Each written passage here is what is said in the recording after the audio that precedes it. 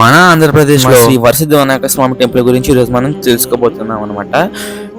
వీడియోని చూసే ముందు వీడియోకి ఒక లైక్ చేసి మన ఛానల్ సబ్స్క్రైబ్ చేసుకుని పెట్టేసుకోండి. ఇంకా ఈ గుడి గురించి చూద్దాం. ఇది చిత్తూరు డిస్ట్రిక్ట్ దగ్గర ఉన్న కాణిపాకం అనే చిన్న గ్రామంలో ఈ మహిమగల వినాయక స్వామి వారి టెంపుల్ అయితే ఉంది. ఈ ఆలయం దర్శనం మొత్తంలో ప్రసిద్ధి పొందిన గణపతి క్షేత్రాల్లో ఒకటి. ప్రతిరోజు వేల మంది భక్తులు ఇక్కడికి వచ్చి స్వామివారి దర్శనం తీసుకుని కోరికలు కోరుకుంటారు. ఈ స్వామివారి యొక్క ప్రత్యేకత ఏంటంటే, ఇక్కడ ఉన్న స్వామివారి విగ్రహం స్వయంభుగా భూమిలోంచి లేదా బావిలోంచి వెలిసిందని అంటారు. ఇక్కడ మనకి స్వామివారు భూమి నుండి స్వయంగా వచ్చారని నమ్ముతారు.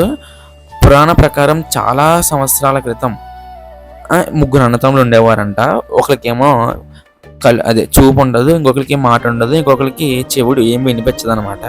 ఈ ముగ్గురు రోజు వారి పొలంలో బావి తవ్వుదామని చెప్పి తవ్వసాగారు. తవ్వుతుండగా మధ్యలో ఏదో రాయి అడ్డం ఉండడంతో ఆ రాయికి వాళ్ళ గొడ్డలు తగిలి దాని నుంచి రక్తం కావడం గమనించారనమాట. నెక్స్ట్ మరుక్షణమే వారికి ఉన్న సమస్యలన్నీ తీరిపోయాయి. అంటే కళ్ళు ఇవన్నీ తిరిగి వచ్చాయన్నమాట. వారి వెంటనే గ్రామ ప్రజలు అంటే గ్రామ పెద్దల దగ్గరికి పరుగున వెళ్ళి ఈ విషయం చెప్పగా ఆ గ్రామ పెద్దలందరూ ఆ బావి దగ్గరికి వచ్చి ఆ స్వామివారిని బయటకు తీశారు. ఈ స్వామివారు అచ్చం వినాయక స్వామిలా ఉన్నారని చెప్పి చాలా సంతోషపడి ఆ స్వామివారిని శ్రీ స్వయంభు వరసిద్ధి వినాయక స్వామి అని పేరు పెట్టి పూజలు చేయసాగారు. అలా కాలాలు మారిన తర్వాత మన విజయనగర రాజా వారు ఈ గుడిని అభివృద్ధి చేశారని చెప్పి ఇక్కడ స్థల పురాణం అయితే చెప్తుందనమాట. ఈ గుడిలో చాలా వరకు ఎవరు అబద్ధాలు ఆడలేరంట, ఎందుకో నాకు తెలీదు. కానీ ఈ గుడిలో అయితే మనకి ఆ శిల్పాలు చెక్కడాలు ఇవన్నీ నాకు చాలా బాగా నచ్చాయి. ఖచ్చితంగా అందరూ ఈ గుడి విజిట్ చేయండి. మేమైతే తిరుపతి ప్రయాణంలో ఈ గుడిని అయితే దర్శించుకున్నాం అనమాట. ఇక్కడ నుంచి అరుణాచలం వెళ్ళాము. ఆ వీడియో కూడా త్వరలో వస్తుంది మన ఛానల్లో. ఇంక ఈ గుడిలో అప్పుడైతే వీడియో తీయకూడదు, కానీ మేము పంతులు గారిని అడిగాము, వీడియో తీసుకొచ్చా అంటే తీసుకొని పర్లేదు అన్నారు. ఈ ఊరు కాణిపాకం అనే పేరు కూడా చాలా విచిత్రంగా వచ్చిందనమాట. ఎలాగంటే గ్రామస్తులు వినాయక స్వామిని చూసి సంతోషంతో వేల సంఖ్యలో కొబ్బరికాయలు కొట్టారు. అప్పుడు గ్రామ పెద్దలు అందరూ కలిపి తెలుగులో అర్థం, కాణి అంటే భూమి, అంటే భూమి నుంచి వచ్చిన వినాయకుడు, పాకం అంటే నీరు, అంటే ప్రవహిస్తున్న నీరు. ఈ రెండింటిని కలిపి స్వామివారి సన్నిధిలో కొబ్బరికాయలో నీరు ప్రవహిస్తుంది కాబట్టి కాణిపాకం అనే పేరు వచ్చిందని ఇక్కడ స్థల పురాణం చెబుతుంది.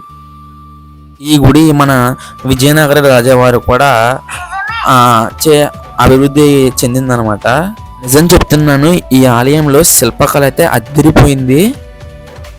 ఈ కాణిపాక వినాయక స్వామి గురించి ఇంకొక అద్భుతమైన విషయం ఏంటంటే, స్వామివారి విగ్రహం ఇప్పటికీ పెరుగుతుందని భక్తులు నమ్ముతున్నారు. ఎందుకంటే చాలా సంవత్సరాల క్రితం స్వామివారికి ఈ గుడి అథారిటీస్ ఉంటాయి కదా, వాళ్ళు ఒక విగ్రహం కాదు కిరీటం అయితే చేయించారంట వెండితో. ఆ కిరీటం ఇప్పుడు సరిపోవట్లేదు. అంటే దాని అర్థం ఏంటంటే స్వామివారు ఇప్పటికీ పెరుగుతున్నారు అని ఇక్కడ భక్తులు నమ్ముతున్నారనమాట. ఇంకొక విషయం ఏంటంటే, ఇక్కడ శ్రీ శ్రీ శ్రీ కాణిపాక వినాయక స్వామి వారిని సత్య ప్రమాణ స్వామి అని కూడా పిలుస్తారనమాట. ఎవరైనా స్వామివారి సన్నిధిలో అబద్ధం చెప్పలేరని భక్తులు నమ్ముతారు. ఈ విషయం మీకు ఆల్రెడీ ముందు చెప్పేశాను. ఇక్కడ ప్రతి సంవత్సరం మనకి వినాయక చవితి రోజున 21 రోజుల బ్రహ్మోత్సవాలు చాలా గ్రాండ్గా జరుగుతాయి. ఈ ఉత్సవాల కోసం లక్షలాది మంది భక్తులు ఎక్కడెక్కడి నుంచో వస్తారంట. స్వామివారి అలంకరణలు, నెక్స్ట్ హుషారులు, వ్రతాలు, భజన ప్రోగ్రాంలు అన్నీ చాలా బాగుంటాయి. కాణిపాకం వెళ్తే ప్రతి భక్తికి ఒక ఆధ్యాత్మిక అనుభూతి కలుగుతుంది మీకు. ఈ స్వయంభు శ్రీ వరసిద్ధి వినాయక స్వామి వారి ఆలయంలో మన మనసుకు చాలా వరకు ప్రశాంతంగా ఉంటుందంట.